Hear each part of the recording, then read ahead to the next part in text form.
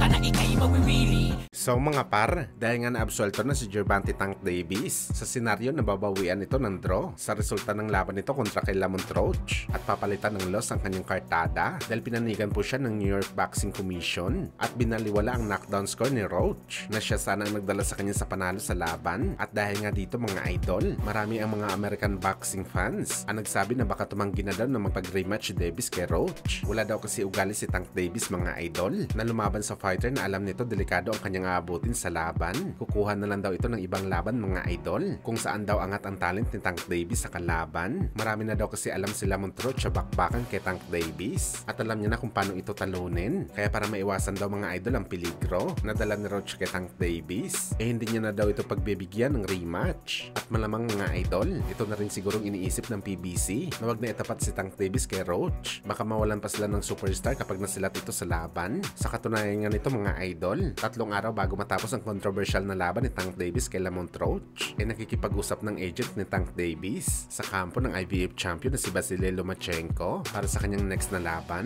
At mismong si Tank Davis mismo mga idol ang nagsabi sa kanyang post-fight interview na gusto niya man daw ang rematch kay Lamont Roach. Hindi daw talaga pwede, pero abangan pa rin natin to mga idol.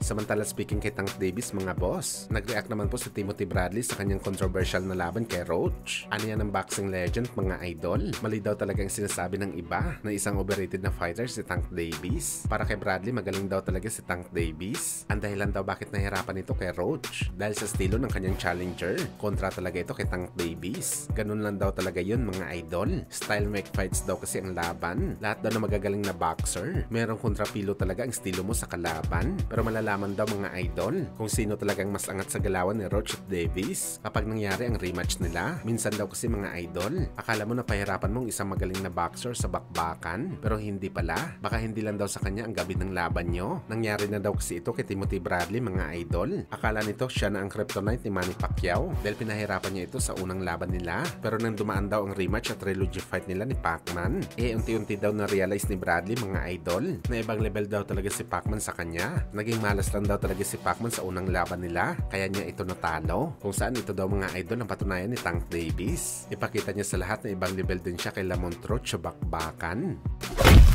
Samantala sa naging bakbakan naman po sa pagitan ng dating nagpatulog sa ating Filipino Flash Nonito Donaire Jr. na si Nicholas Walters kalaban si Luis Torres, kung saan mga idol pinakita ni Axman na isa talaga itong quitter sa laban. Umayaw ito mga idol sa laban kay Torres bago mag-umpisa ang round 4. Ganito rin mga idol ang ginawa ni Walters sa naging laban nito kontra kay Lomachenko dahil nag-quit din ito sa laban. Sayang talaga mga idol, napuruhan na kasi nito si Torres sa bakbakan. Biniyak nito mga idol ang kaliwang mata ni Torres.